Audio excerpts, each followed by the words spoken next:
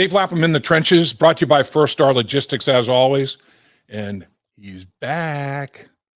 Like, I think it was Tyler Boyd said, when everybody was in the huddle, when they were doing 7-on-7, all the skill players, there were no offensive and defensive line, but it was the shell of the defense, linebackers, defensive backs, and you had wide receivers, tight ends, running backs, quarterbacks going against each other.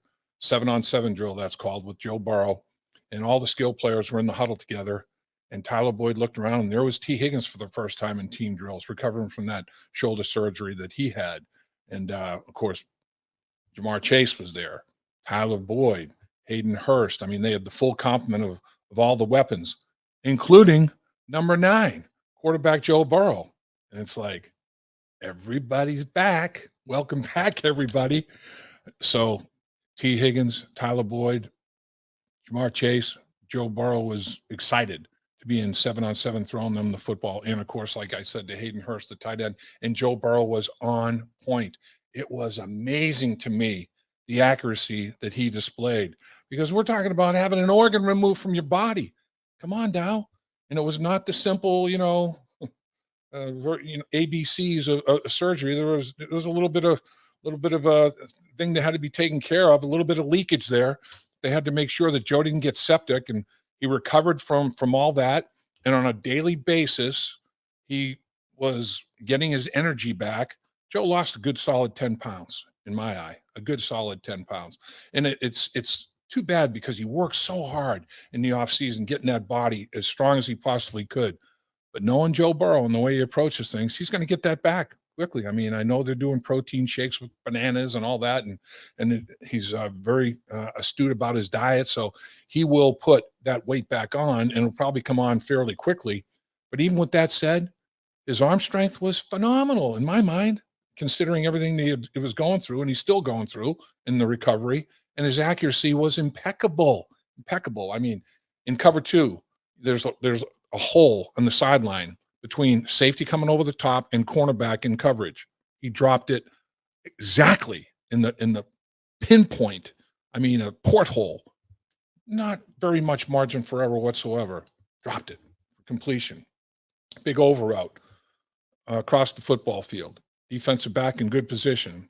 You have to drop it over that defensive back and make it a catchable ball before the wide receiver goes out of bounds. Catch is made, tap, tap, move the chains. Very, very small window. Puts it right on that window. I mean, he did that over and over again. I mean, Joe Burrow is one of those guys that it's like riding a bike. I mean, throwing a football to him, it's just like getting back on that bike and riding a bike. It was amazing to watch Joe Burrow, and I think it lifted the entire football team. There's no question about that. Everybody got a big emotional lift seeing him out there in 7-on-7, and that was yesterday's practice. Today is a day off, and tomorrow wouldn't surprise me if they start to sprinkle him into the team 11-on-11, the team portions of practice. That's the only thing that he hasn't done at this point in time. And Zach Taylor made a good point. 7-on-7 is less of a challenge to him physically in his rehab and his ramping back up in practice than the individual drills, because the individual drills, that's where he has to work on his mechanics, his movement, maybe throwing off platform, putting himself in awkward positions. That is a tougher toll on his body than just throwing 7-on-7. So as he ramps up in those individual drills and shows that he can take it and come back and for more, when he went to 7-on-7, he was only scheduled to take a couple of throws. He took 10, stayed in there.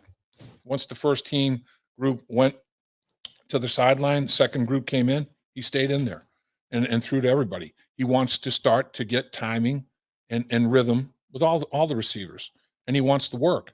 That's the thing. Joe Burrow is one tough dude. He's a workaholic, and basically you're going to have to put a harness on him and pull him back, make sure he doesn't do too much too soon. That's just the type of athlete and competitor that Joe Burrow is. But it's great to see him progressing the way he is. There's no question that if you had any doubt that Joe Burrow is the straw that stirs the drink, it has certainly been answered, because just to watch the entire football team, I mean, you can see their chest puff out. You could see a step their step quicken. You know, there was a little bit of bounce in the step when Joe Burrow started doing more of the things that that they were hopeful that he'd do as he's ramping up. And he is a special quarterback in terms of his touch, his accuracy, his leadership. I mean, you name all the attributes and traits that a great quarterback has to have. Joe Burrow checks all those boxes, and the Bengals know they're very fortunate to have him.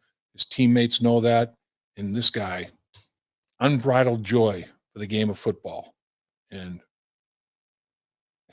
endless work ethic. He is one of a kind. Dave Lapham here, radio analyst for the Cincinnati Bengals, and I'm here to tell you how excited I am about my podcast videocast, In the Trenches with Dave Lapham, presented by First Star Logistics.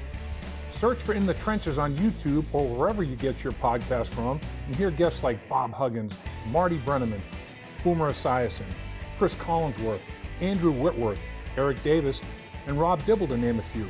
Again, listen to In the Trenches wherever you get your podcast or on our YouTube channel.